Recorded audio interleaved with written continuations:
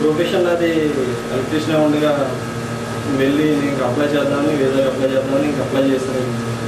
తెగించేసి ఇంకా అవుతుంది కానీ తెగించేసి ఇంకా అప్లై చేశాను. అంటే నాకు పాత స్పాన్సర్తో నాకు సంబంధం లేదు కదండి. నేను ముందడికి వేయడం జరిగింది. ఇంకా ఏదైనా నీ చిత్రం జరిగితే కానీ జరుగుతుంది. నేను ఇంకేం చేయాలని ఇంక ముందుగా అడిగేసి మరి టైగర్ కూడా ఫోన్ చేసి ఇలా అప్లై చేస్తానని ఫోన్ చేసి అందరికీ చాలా మందికి ఫోన్ చేసి ఇంకా వెళ్ళి నేను మన సాటర్డే ఇంక వెళ్ళి అక్కమధ్య రాష్ట్రాలు పట్టుకెళ్ళి ఇంక అప్లై చేస్తాను. సాటర్డే అప్లై చేస్తాను.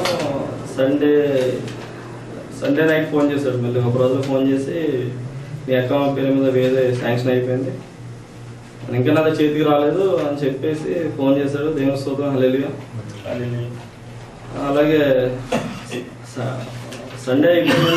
సండే అయిన తర్వాత మళ్ళీ మొన్న మండే కూడా తీసుకోలేదు నేను. మొన్న థర్స్డే వచ్చి వీసా తీసుకుని అదే ఆఫీస్లో ఆ టైంకి నేను భయపడుతున్నాను. ఏంటంటే పెద్ద అమౌంట్ వీసా వచ్చేసిన తర్వాత పెద్ద అమౌంట్ ఇవ్వాలి.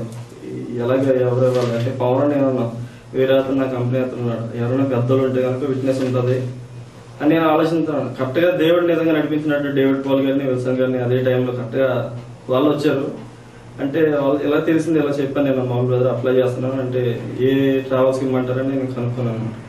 కరెక్ట్గా డేవిడ్ పాల్ గారు అదే టైంలోకి వచ్చారు. అలాగే విల్సన్ గారు కూడా అదే సమయంలో అక్కడికి వచ్చి నేను డబ్బులు ఇచ్చేటానికి కూడా వాళ్ళు కూడా విట్నెస్గా అదే ఆఫీస్లో అక్కడ ఉన్నారు.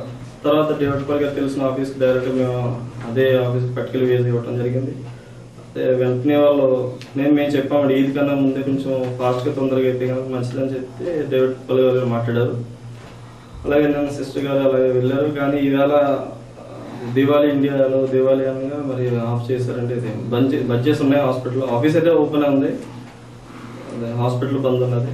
మరి దీని విషయంలో కాదు కానీ మరి ఈ నా జీవితంలో మరి అక్కమ్మ రావటం అనేది చాలా సంవత్సరాలు నాతో ఉన్న వాళ్ళకి చాలా మంది తెలుసు. ఏంటంటే అక్కమ్మ ఇప్పుడు నేను ఈ డిసెంబర్లో అయిపోతానంటే కనుకండి వేరే నా పాత స్పాన్సర్కి అక్కమ్మ ఇస్తే కనుక మళ్ళీ నెక్స్ట్ డిసెంబర్కి ఇంకో అక్కమ్మ అయిపోతుంది. ఆ టైంకి ఇచ్చేవాడు నాకు. మరి నేను ఇంకా తనది రాకుండా కొత్త స్పాన్సర్ మరి దేవుని మరి ఏంటంటే ఇక్కడ దేవుని సేవలో కాకపోయినా కానీ దేవుని పరిచయం నేను కొనసాగు అంటే నా పని అండి. నేను ఎవరిని పట్టించకుండా నేను చేయడం జరిగింది.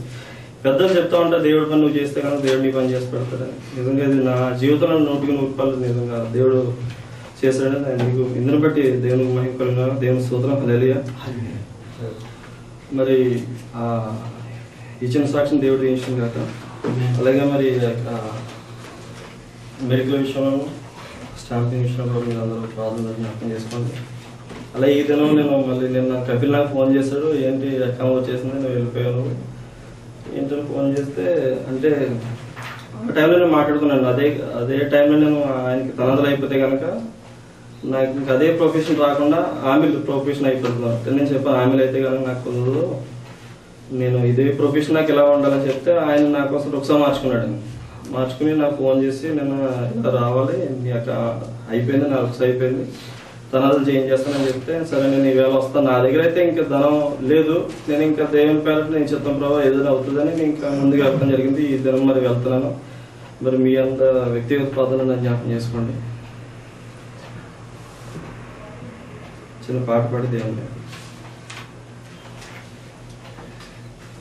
ఇంతకాలం నీదు కృపలో కాచిన దేవా ఇకను కూడా మాకు తోడు నీడ నీవే కదా.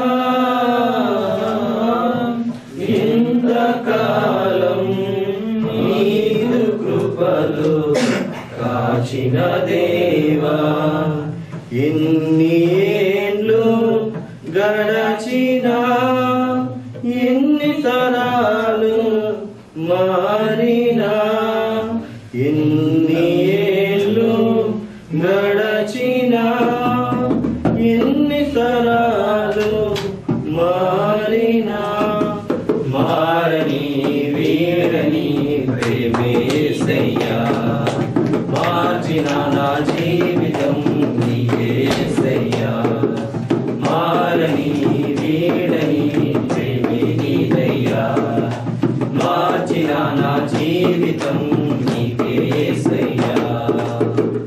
ఇంతకాలం నీదు కృపలో కాచిన దేవా, ఇకను కూడా మాకు తోడు నీడ నీవే కదా. ఇంతకాలం నీదు కృపలో